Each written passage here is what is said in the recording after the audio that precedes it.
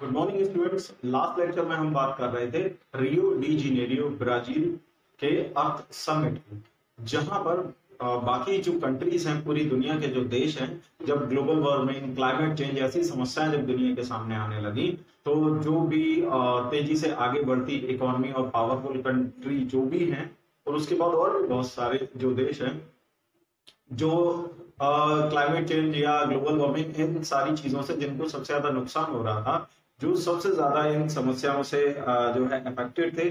और सबसे बड़ी चीज ये भी है कि जिनके हाथ में काफी कुछ था कि वो अगर इस चीज को मैनेज करें तो ये सब जो क्लाइमेट चेंज बाकी सारी चीजें हैं, इनको धीरे धीरे करके रोका जा सकता है। लेकिन किसी एक के करने से कुछ होने वाला नहीं था, दुनिया भर के ज्यादातर देशों को इसमें साथ आने की जरूरत थी। इस 1992, इस डेट को याद रखिएगा, सॉरी इस ईयर को, ये आपके काम आएगा। ठीक है, ये आपके काम आएगा यार, आपसे क्वेश्चन में पूछा भी जाता है। क्या? रियो डी जेनेरियो, ठीक है, रियो डी जेनेरियो अर्थ समिट यानी पृथ्वी सम्मेलन। ठीक है, ये अर्थ समिट जो हुआ था, कब हुआ था? आंसर आपसे पूछा जाएगा, आप बताएंगे 1992 में हुआ था। कई बार क्वेश्चन रिवर्स में भी आता है कि 1992 में रिसोर्स डेवलपमेंट या ये जो क्लाइमेटिक चेंज जो भी हो रहे हैं, इन सब पर चर्चा करने के लिए दुनिया भर के देशों का जो भी एक मीटिंग हुई थी या जो भी चीज हुई थी, वो कहाँ हुई थी? तो आपको बता, अर्थ समिट हुआ था। तो कई बार प्लेस का नाम पूछ लेता, रियो डी जेनेरियो, और ये है कहां पर? ब्राजील। कहां पर है ये? ब्राजील। ठीक है, ब्राजील में है, रियो डी जेनेरियो शहर है। 1992 में एक कब हुआ था? ना लिख दे रहे हैं, मंथ का नेम लिख दीजिए, जून 1992 में जो है ये अर्थ समिट जो है हुआ था। इसमें 100 कंट्रीज के 100 कंट्रीज के जो हेड्स हैं, यानी हम प्रेसिडेंट कहेंगे जिनको। अब जिस कंट्री में जो भी होता है, कहीं प्रेसिडेंशियल फॉर्म ऑफ गवर्नमेंट होती है, कहीं कुछ होता है, कहीं चांसलर बोलते हैं, जैसे जब हमारे यहाँ प्रेसिडेंट बोलते हैं, तो सब जगह का अपना अलग अलग है। तो 100 कंट्री के जो हेड्स हैं वो यहाँ पर इकट्ठा हुए थे, और ये जो भी क्लाइमेटिक चेंज की समस्या है, ग्लोबल वार्मिंग की प्रॉब्लम है, एनवायरमेंटल चेंज जो भी आ रहे हैं, इन सब पर चर्चा करने के लिए 100 देशों के जो हेड हैं वो वहां पर इकट्ठे हुए थे। और यहाँ पर उन्होंने जो एजेंडा था, जिस मुद्दे के लिए, जिस चीज पर इकट्ठा होने के लिए ये सारे लोग यहाँ पर कलेक्ट हुए थे, जिस चीज का सोल्यूशन ढूंढने के लिए, तो उस एजेंडा को इन्होंने नाम दिया था क्या? एजेंडा 21। और फेमस वर्ड है ये, एजेंडा 21। यहाँ पर इन सभी हेड्स ने मिलकर के एक डिक्लेरेशन पर साइन किए थे, इसका नाम था the declaration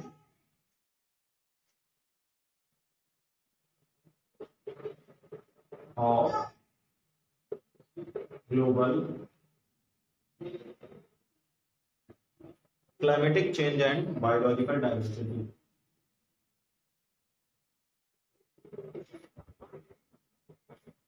climatic change and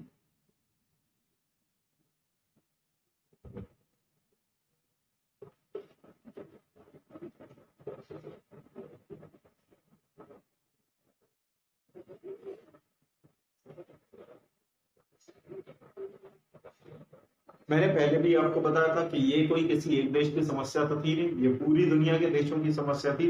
तो इसका सोल्यूशन भी सभी देशों को मिलकर के निकालना था। तो जो लीडिंग कंट्रीज हैं उनके साथ मिलकर के 100 कंट्रीज के जो हेड्स हैं, उन्होंने रियो डी जेनेरियो में मिले, मीटिंग की, और यहाँ पर एक प्रस्ताव पर, एक समझौते पर इन्होंने सबने साइन किए। जो 100 हेड्स हैं, उन्होंने मिलकर के एक प्रस्ताव, एक प्रपोजल, एक समझौता साइन किया, जिसमें कुछ रूल्स रेगुलेशंस थे, जिसमें कुछ चीजें थी जिसका पालन ये सभी देश करेंगे, यानी दुनिया भर के जितने भी देश हैं जो भी यहाँ पर आए थे, जिन्होंने इस पर साइन किए, इस डिक्लेरेशन पर, वो सभी इसमें मेंशन्ड चीजों का क्या करेंगे? फॉलो करेंगे अपनी अपनी कंट्रीज में, और इस तरीके से फाइट करेंगे एनवायरमेंटल जो पोल्यूशन है, क्लाइमेटिक चेंज है, ग्लोबल वार्मिंग है, इन सब चीजों से लड़ने को लेकर के क्या क्या करना है, हम अपने अपनी कंट्रीज में जाकर के क्या क्या करेंगे, इन सारी चीजों की प्लानिंग जो की गई, और उसमें जो भी चीजें, जो भी रूल्स रेगुलेशन उसमें बनाए गए, उन सब पर इन कंट्रीज ने क्या किए? अपने अपने इनके जो हेड्स थे उन्होंने साइन की, और इसको नाम दिया गया the declaration of global climatic change and biological diversity. ये डिक्लेरेशन की मतलब एक घोषणा पत्र था, एक डिक्लेरेशन था, इसमें डिक्लेयर किया गया था क्या कि ग्लोबल क्लाइमेटिक चेंज यानी पूरी पृथ्वी पर जो भी क्लाइमेटिक चेंज हो रहा है वो, और पूरी अर्थ की जो भी बायोलॉजिकल डाइवर्सिटी है उसको बचाने के लिए, क्लाइमेटिक चेंज को रोकने के लिए, अननेसेसरी क्लाइमेटिक चेंज को रोकने के लिए जो भी चीजें की जानी थी, जो जो काम किए जाने थे, उन सब के लिए उन्होंने एक डिक्लेरेशन तैयार किया और उस पर इन 100 कंट्रीज के हेड्स ने सिग्नेचर किए। और इसके लिए नाम क्या दिया गया बाद में, एजेंडा 21 के हर एक एजेंडा 21, ठीक है। इसमें वो सारे एम रखे गए कि हर कंट्री अपने यहाँ जा करके ये काम करेगा, यानी जो क्लाइमेटिक चेंज हो रहा है नेसेसरी इसको रोकने के लिए, और साथ में यहाँ पर जो बायोलॉजिकल डाइवर्सिटी उसको बचाए रखने के लिए, और साथ में डेवलपमेंट भी चलता रहे, रिसोर्सेज भी सही तरीके से फ्यूचर जनरेशन के लिए बचे रहे। तो ये सारे काम करने के लिए क्या क्या करना होगा, क्या क्या कदम उठाने होंगे, उन सबको जो फाइंड अप किया गया तो वो कहलाया एजेंडा 21। अब एजेंडा 21 देख लेते हैं एग्जैक्टली क्या था। तो ये जो रियो डी जेनेरियो अर्थ समिट है, इसमें यही चीज थी कि कब हुआ, कहाँ हुआ और क्या हुआ। इसमें एजेंडा 21 जो है वो फॉर्मुलेट किया गया, एक डिक्लेरेशन पर 100 कंट्रीज के हेड ने साइन किए थे।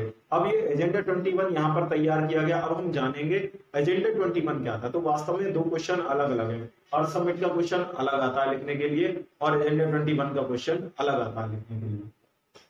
तो हम देखेंगे कि एजेंडा 21 क्या है, यानी ये जो 100 कंट्रीज के जो हेड्स थे उन्होंने मिल करके एजेंडा 21 एक प्रपोजल तैयार किया, जिसमें वो सारे इंस्ट्रक्शंस, वो सारी चीजें थी जो फॉलो करनी थी, जिससे कि अर्थ में जो अननेसेसरी क्लाइमेटिक चेंज हो रहे हैं अर्थ पर, और जो बायोलॉजिकल बायोडाइवर्सिटी उसको बचाया जा सके, ठीक है, जो नुकसान हो रहा है उसको रोका जा सके। तो एजेंडा 21 था, जिसको फॉलो करने के लिए इन सभी ने क्या किया था, साइन किए थे। तो एजेंडा 21 एग्जैक्टली है क्या, अब हमें ये जानना है कि व्हाट इज ये डिक्लेरेशन है। मैंने पहले ही बोला ये वो डिक्लेरेशन है जिस पर सारे कंट्रीज के हेड्स ने साइन किए थे कि हम इसको फॉलो करेंगे। तो ये इसको फॉलो कैसे करेंगे, सारे कंट्री जितनी भी हैं ये इसको कैसे फॉलो करेंगे, किस तरीके से फॉलो करेंगे। एजेंडा 21 में ऐसे कौन कौन से इंस्ट्रक्शंस हैं, ऐसी कौन कौन सी चीजें हैं जिसे ये सारे लोग फॉलो करने वाले हैं, तो हमें वो जानना है। तो एजेंडा 21 क्या था वास्तव में, ये एक डिक्लेरेशन था, इट वाज अ डिक्लेरेशन। क्या है agenda 21? It was a declaration world leaders by world leaders. World leaders का मतलब यहां समझ लीजिए, वर्ल्ड लीडर्स का मतलब है कि इस समय दुनिया के, या उस समय 1992 तक और तब से लेके आज तक जो भी कंट्री, यानी जो भी कंट्रीज हैं, जो मोस्ट डेवलप्ड कंट्रीज हैं, मोस्ट पावरफुल इकोनॉमीज हैं दुनिया की, वास्तव में कहीं ना कहीं पूरी दुनिया का कंट्रोल जो है वो काफी हद तक पॉलिटिकली इकोनॉमिकली इनके हाथ में रहता है। ये पॉलिटिकली बहुत पावरफुल है, इकोनॉमिकली बहुत ज्यादा पावरफुल कंट्रीज हैं, तो उनको हम वर्ल्ड लीडर्स कहते हैं, जो ये मान करके चलती है कि दुनिया को वो चला रहे हैं, वास्तव में कहीं ना कहीं कंट्रोल इनका है। जैसे अमेरिका हो गया, चाइना हो गया, तो ये टॉप इकोनॉमी है, ठीक है। तो इट वाज अ डिक्लेरेशन, तो ये डिक्लेरेशन था एजेंडा 21 बाय वर्ल्ड लीडर्स, जिस पर साइन किया 1992। और ये डिक्लेरेशन 1992 में जो अर्थ समिट हुआ था रियो डी जेनेरियो में, तो जिस डिक्लेरेशन पर उस समय साइन किए गए थे उसी डिक्लेरेशन को एजेंडा 21 के नाम से आते हैं। अब जिस पर साइन किए गए थे तो इसके एम क्या थे, एजेंडा 21 में क्या क्या चीजें रखी गई थी कि क्या क्या करना है। तो एम्स ऑफ एजेंडा 21, इस एजेंडा 21 में क्या क्या था हमें ये देखना है। एम्स ऑफ एजेंडा 21 यानी वो जो डिक्लेरेशन हर कंट्री है वो क्या करेगी, सस्टेनेबल डेवलपमेंट करेगी, यानी हर कंट्री अपना डेवलपमेंट तो लगातार बनाए रखेगी, उसको जारी रखेगी, लेकिन कैसा डेवलपमेंट करेंगे, सस्टेनेबल डेवलपमेंट करेंगे।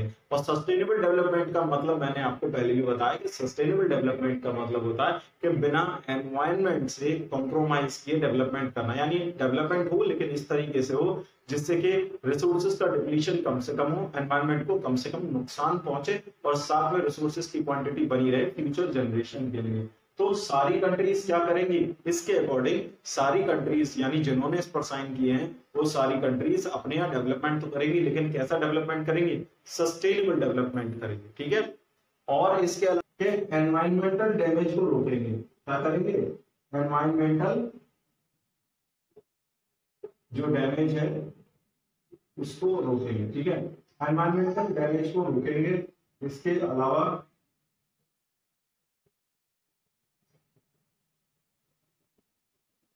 जैसे पॉवर्टी, ठीक है, इसके अलावा जो डिजीज है स्पेशली कम्युनिकेबल डिजीजेस, जो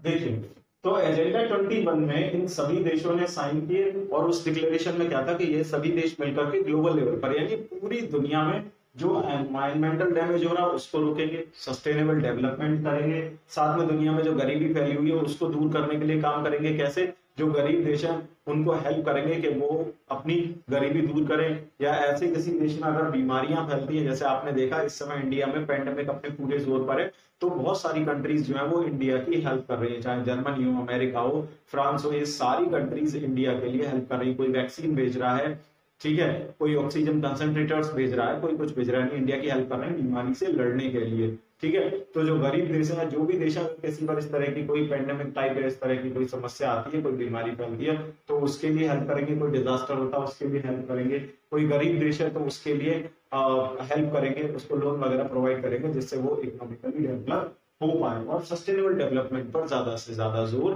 देंगे। ये सारी चीजें उस डिक्लेरेशन पर थी जिस पर सारे लोगों ने साइन किए थे, उसी को एजेंडा 21 के नाम से जाना गया। और इसका एक मोस्ट इंपॉर्टेंट एम जो था एजेंडा 21 का, सबसे मोस्ट इंपॉर्टेंट एम जो था वो ये कि हर एक कंट्री का अपना खुद का एजेंडा 21 भी होगा, यानी हर एक कंट्री अपना खुद का सेल्फ, यानी every local government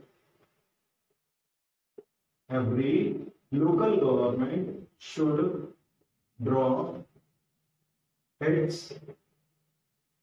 own agenda 21, यानी हर एक कंट्री अपने यहाँ जा करके अपने देश का अपना खुद का भी एक एजेंडा 21 डिजाइन करेगी, क्योंकि हर कंट्री की समस्याएं अलग अलग होती हैं, लेकिन कुछ प्रॉब्लम थी जो एजेंडा 21 में से थी कि हर कंट्री अपने यहाँ भी एजेंडा 21 अपना खुद का एजेंडा 21 अपनी कंट्री में अप्लाई करेगी। एजेंडा 21 मतलब भाई अपने यहाँ वो सस्टेनेबल डेवलपमेंट को कंपलसरी करेगी, अपने यहाँ एनवायरमेंटल पोल्यूशन कम से कम करने की कोशिश करेगी, जो भी गवर्नमेंट होगी वो, ठीक, अपने तरीके से। इसके अलावा अपने खुद के यहाँ पॉवर्टी वगैरह के लिए वो क्या करेगी, पॉवर्टी कम करने के लिए प्रोग्राम वगैरह चलाएगी। अगर हेल्प चाहिए होगी तो बाकी सारी कंट्रीज जिन्होंने इस पर साइन किए थे वो एक दूसरे की हेल्प करेंगे, डिजीज वगैरह में, इस तरह की चीजों में वो एक दूसरे की हेल्प करेंगे। लेकिन सबसे इंपॉर्टेंट जो माना जाता है यहाँ पर जो एम था वो ये था कि हर कंट्री अपना खुद का, हर एक कंट्री अपना खुद का भी एजेंडा 21, जो लोकल गवर्नमेंट है वो भी अपना एक एजेंडा 21 क्या करेगी, ड्रॉ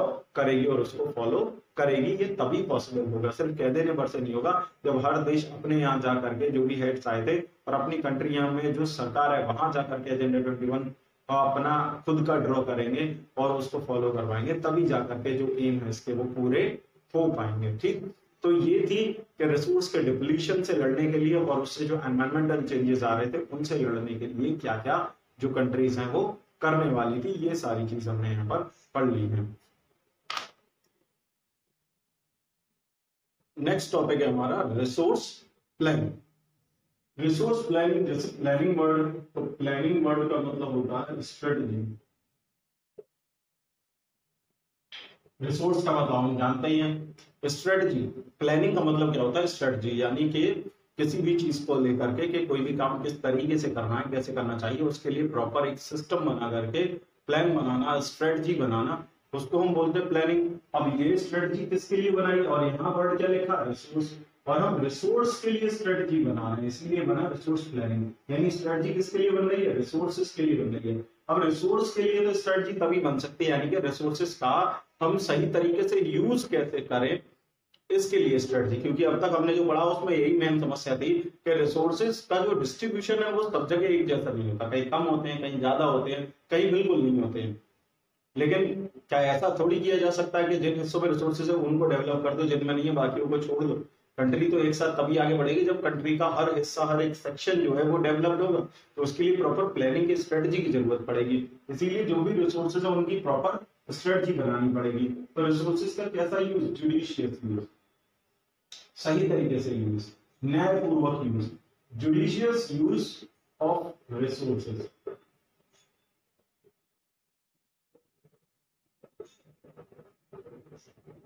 स्ट्रेटजी किसके लिए बना रहे हैं? जुडिशियस यूज ऑफ रिसोर्सेज, इसी को हम बोलते हैं रिसोर्स प्लानिंग। ठीक है, यानी जब रिसोर्सेज के सही न्यायोचित जुडिशियस यूज के लिए जो स्ट्रेटजी बनाई जाती है उसको हम बोलते हैं रिसोर्स प्लानिंग। अब यहाँ पर सवाल उठता है कि इस रिसोर्स प्लानिंग की जरूरत क्या? यहाँ क्वेश्चन ये था कि why do we need resource planning, या why India need resource planning, या why resource planning is necessary? Resource planning इतनी जरूरी क्यों है, इसकी आवश्यकता क्या है, या इंडिया को रिसोर्स प्लानिंग की जरूरत क्यों है? इसका बहुत सिंपल सा आंसर है कि इंडिया को रिसोर्स प्लानिंग की जरूरत इसलिए है क्योंकि इंडिया हैज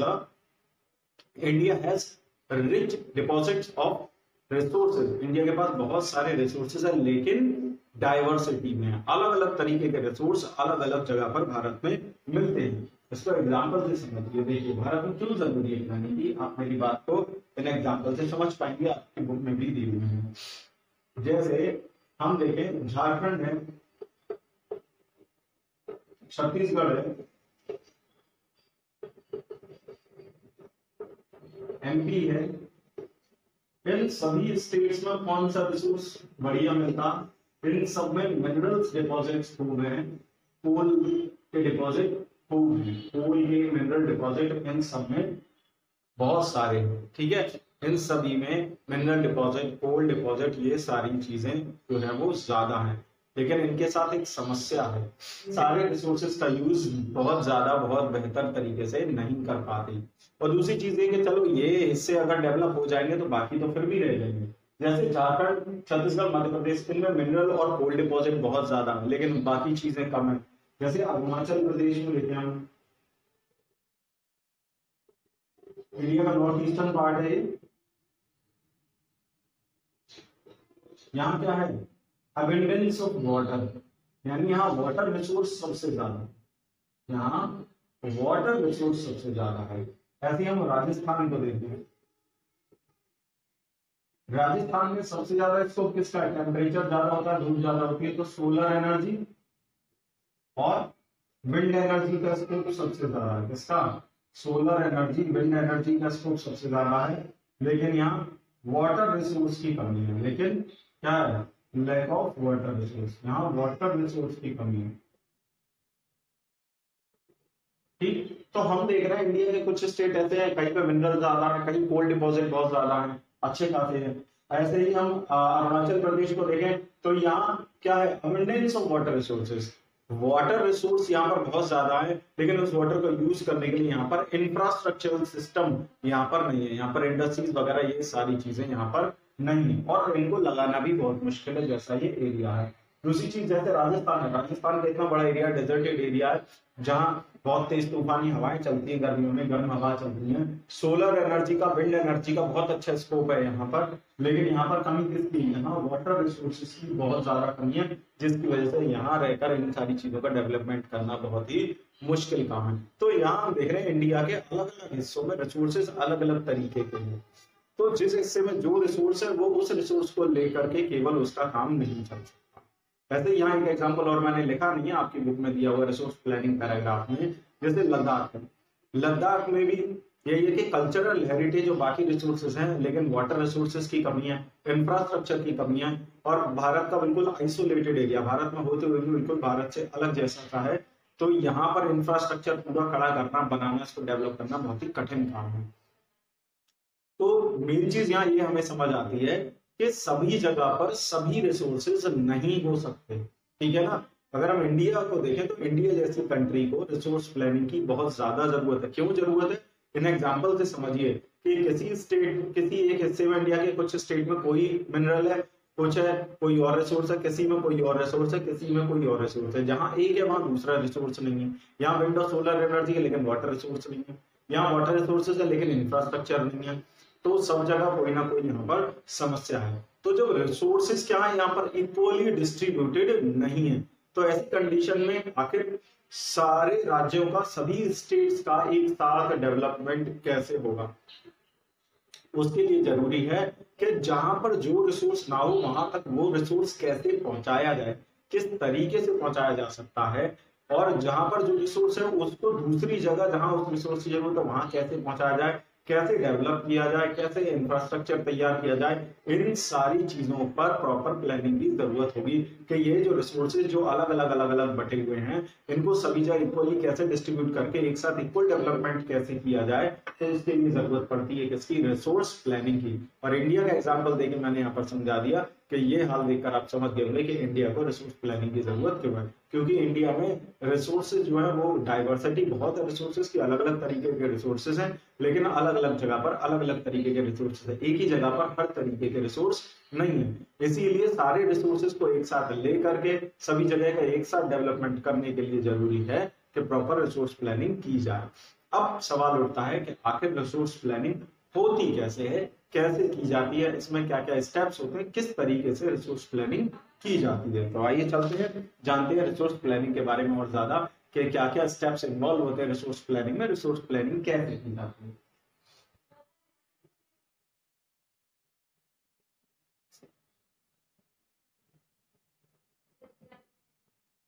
देखिए steps involved in resource planning।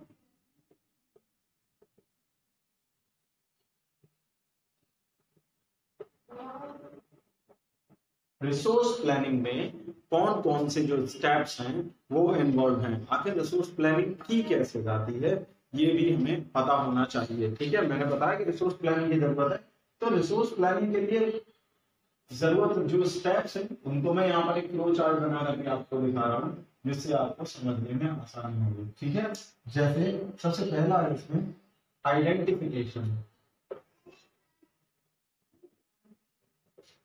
Identification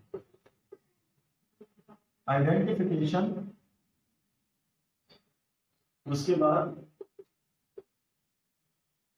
अब identification and inventory of resources. सबसे पहले तो रिसोर्सेज का पता लगाना कि कौन, देखिए इसमें सबसे इम्पोर्टेंट क्या है, सबसे पहला स्टेप होता है कि रिसोर्सेज का पता लगाया जाए, आइडेंटिफाई किया जाए कि किस जगह पर कौन सा रिसोर्स है उसकी पहचान की जाए, उसकी क्वालिटी क्या है, उसकी क्वांटिटी क्या है, सबसे पहले पता लगाया। जैसे मान लीजिए किसी जगह पर मान लीजिए कोयला होने का पता चला, तो वहां पर पहले सर्वे किया जाएगा, पता लगाया जाएगा कि कितने बड़े एरिया में यहाँ कोयले के भंडार हैं, यहाँ कोल रिसोर्स कितना है, उस कोयले की क्वालिटी क्या है, किस काम में आ सकता है वो, क्या बिजली बनाने के काम में आ सकता है उस क्वालिटी का है, या फिर जो फर्नेसेस हैं आयरन और स्टील इंडस्ट्री की उनमें जलाने के काम आ सकता है, किस काम आ सकता है, उसकी क्या क्वालिटी है, उसमें कार्बन क्वांटिटी कितनी है, या उसको एक्सपोर्ट किया जा सकता है इतनी बढ़िया क्वालिटी का, किस तरीके का है, ये सारी चीजें। तो ये आइडेंटिफिकेशन और उसकी इन्वेंटरी करना रिसोर्स की बहुत जरूरी है। इसमें क्या क्या चीजें हो सकती हैं, इसमें क्या क्या हो सकता है, इसमें जैसे सर्वे किया जाता है। ठीक है, सर्वे किया जाता है कि कहाँ कहाँ पर कौन कौन से एरिया में कौन कौन से रिसोर्सेज हैं, मैपिंग की जाती है। जब पता चल जाए कि इस एरिया में ये रिसोर्स है, कितने एरिया में फैला हुआ, कहाँ तक है, ये पता लगाना है। इसके अलावा उसकी क्वालिटी जांची जाती है कि किस क्वालिटी का रिसोर्स है और उसे किस किस काम में लिया जा सकता है, और फिर क्वांटिटी उसकी एस्टिमेट की जाती है कि उसकी क्वांटिटी क्या है। तो क्वांटिटेटिव एस्टिमेशन यानी एस्टिमेट किया जाता, अंदाजा लगाया जाता है कि कितनी क्वांटिटी में होगा, क्वालिटी कैसी, किस किस काम आ सकता है, मैपिंग कितने बड़े इलाके में कहाँ कहाँ पर फैला हुआ है, सर्वे कि किस एरिया में कौन सा रिसोर्स पाया जाता है। तो ये सारा काम आता है identification and inventory of resources में। ठीक है, तो इसमें कौन कौन से स्टेप्स इन्वॉल्व होते हैं, सबसे पहला identification and inventory of the resources, सबसे पहले रिसोर्स की पहचान करना। पहचान करने के लिए सर्वे किया जाता है, जो जो पॉसिबल एरियाज है जहां जहां पर रिसोर्सेज हो सकते हैं उनका सर्वे किया जाता है, फिर आइडेंटिफाई किया जाता है कौन सा रिसोर्स है, क्वांटिटी देखी जाती है कितनी क्वांटिटी में है रिसोर्स, उसकी क्वालिटी देखी जाती है, मैपिंग की जाती है कितने एरिया में फैला हुआ है, तब डिसाइड करते हैं कि इस रिसोर्स का क्या करना है और ये कहाँ पर हमारे किस काम कैसे कैसे आ सकता है। ठीक, दो इंस्टीट्यूशन। अब आता है क्या, प्लानिंग स्ट्रक्चर। उसके बाद स्ट्रक्चर प्लान किया जाता है। स्ट्रक्चर कैसे प्लान किया जाएगा, जैसे टेक्नोलॉजी से, अभी बताऊंगा कैसे, technology and skill, technology skill and institution. इस चीज को समझिए। देखिए हमने पहले आइडेंटिफाई किया रिसोर्सेज को, पता लगाया कि कौन कौन से रिसोर्सेज हैं, क्वांटिटी देख ली, क्वालिटी देखी कितने एरिया में फैला हुआ है, और ये डिसाइड कर लिया कि अब इनका क्या होना है। जब हमें क्वालिटी क्वांटिटी सब पता चल गया तब हम स्ट्रक्चर प्लान करेंगे कि इस रिसोर्स को कैसे यूज करना, उसके लिए हमें स्ट्रक्चर बनाना पड़ेगा। ठीक है, तो स्ट्रक्चर बनाने के लिए भी उसमें कुछ स्टेप्स होते हैं। क्या करेंगे हम, ये देखेंगे कि कौन सी टेक्नोलॉजी लगेगी, वो टेक्नोलॉजी हमारे पास है या नहीं है। ठीक है, ये भी देखेंगे। उस टेक्नोलॉजी को यूज करने के लिए उस टेक्नोलॉजी में हमें एफिशिएंट पर्संस की, लोगों की भी जरूरत पड़ेगी जो उस टेक्नोलॉजी को यूज करना जानते हो, या हमें नए ट्रेंड लोगों की जरूरत पड़ेगी, या नए लोगों को ट्रेंड करना पड़ेगा उस रिसोर्स को यूज करने के लिए। वो टेक्नोलॉजी हमारे पास है नहीं है, या बाहर से मंगानी पड़ेगी, ये सारी चीजें हम देखेंगे। स्किल्स देखेंगे, क्या लोगों में वो स्किल्स हैं, या हमें लोग भी कौन कौन से हायर करने पड़ेंगे, किन किन किस तरीके के स्किल वाले लोगों की जरूरत पड़ेगी रिसोर्सेज को यूज करने के लिए, और उसके लिए हमें कौन कौन से इंस्टीट्यूशन बनाने पड़ेंगे, मतलब इंडस्ट्रीज वगैरह, या कैसा इंफ्रास्ट्रक्चर खड़ा करना पड़ेगा, ये सारी प्लानिंग हमें करनी होगी रिसोर्स प्लानिंग में। ठीक, तो ये था सेकंड स्टेप। अगले स्टेप की तरफ हमें है मैचिंग। थर्ड स्टेप है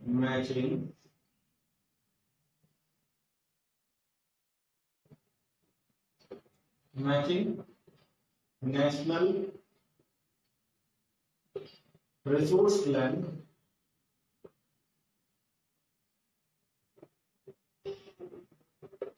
टू मैचिंग नेशनल, ये गलत हो गया था,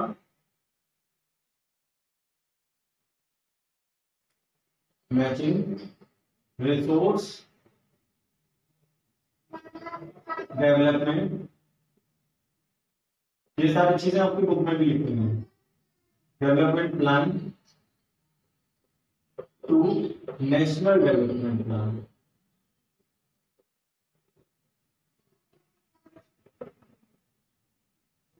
इस चीज को समझ लीजिए, जो हो सकता है आपको थोड़ी सी दिक्कत तो समझने में आसानी से, लेकिन आ जाएगा समझने में, बताऊंगा कैसे।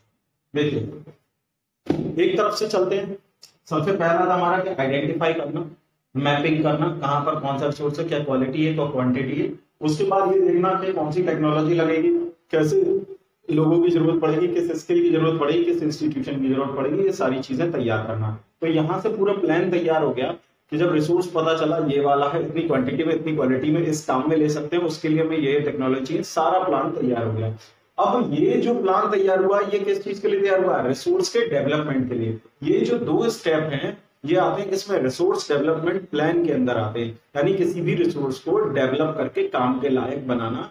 तो ये है रिसोर्स डेवलपमेंट प्लान। तो ये इन दो स्टेप में पूरा हो गया। अब जो रिसोर्स डेवलपमेंट प्लान हमने बनाया है उसको हमारे देश का जो डेवलपमेंट प्लान है उससे मैच करना, यानी जो हमने रिसोर्स डेवलप किया है उसके लिए जो टेक्नोलॉजी हमने लाई है, जो स्किल्ड पर्संस लाए हैं, सारी चीजें हमने, जो इंस्टीट्यूशन बनाए हैं, जो इंफ्रास्ट्रक्चर तैयार किया है, अब ये करना है हमें कि जो हमने प्लान बनाया वो हमारी कंट्री का जो डेवलपमेंट प्लान है उससे उसको मैच करना है कि हमारी कंट्री की कौन कौन सी रिक्वायरमेंट इस रिसोर्स से, इसके डेवलपमेंट प्लान से पूरी होती हैं। अगर वो हमारी कंट्री के जो नेशनल हमारा गोल है डेवलपमेंट का कि हमारी कंट्री को इस सेक्टर में डेवलप करना है, डेवलपमेंट करना है, उससे उसको मैच करना होगा, तभी हम रिसोर्सेज का सही यूज कर पाते हैं। और इसीलिए, और तभी हम देखते भी हैं कि जैसे मान लीजिए राजस्थान है, वहां पानी की ज्यादा कमी है, तो वहां पर क्या किया गया कि रेन वाटर हार्वेस्टिंग जो है उसको पॉपुलराइज किया गवर्नमेंट ने, लोगों को ट्रेन किया कि रेन वाटर हार्वेस्टिंग जो है वो सिस्टम कैसे लगाएं, कैसे उसका यूज करें, कैसे पानी बचाएं। क्यों? क्योंकि वहां वाटर रिसोर्स नहीं है। लेकिन जहां वाटर रिसोर्स है वहां क्या बताया जाएगा कि हम जो पानी की ज्यादा क्वांटिटी उसको किस किस तरीके से अच्छे तरीके से पॉजिटिवली इसको यूज कर सकते हैं। तो जहां जिस रिसोर्स की कमी है फिर भी वो एरियाज प्रॉपर डेवलप हो रहे हैं, तो उसका रीजन यही है क्या, एक बेटर रिसोर्स प्लानिंग। ये जितनी अच्छी होगी जिस कंट्री में रिसोर्स प्लानिंग, वो उतनी ही तेजी से अलग अलग एरिया में कम रिसोर्स होने के बावजूद भी एक साथ सारी कंट्री में डेवलप प्रॉपरली हो पाएगा। इसीलिए जो रिसोर्स प्लानिंग बहुत ज्यादा जरूरी है। इसमें जो स्टेप्स होते हैं वो मैंने आपको क्लियर कर दिए हैं। आप इनको बुक से एक बार और पढ़ लीजिए और वीडियो देख लीजिए। कोई समस्या हो तो मुझसे क्वेश्चन कीजिए, मैं आपको जो भी डाउट्स है वो आपके क्लियर कर दूंगा। ठीक है, चलिए मिलते हैं नेक्स्ट लेक्चर में।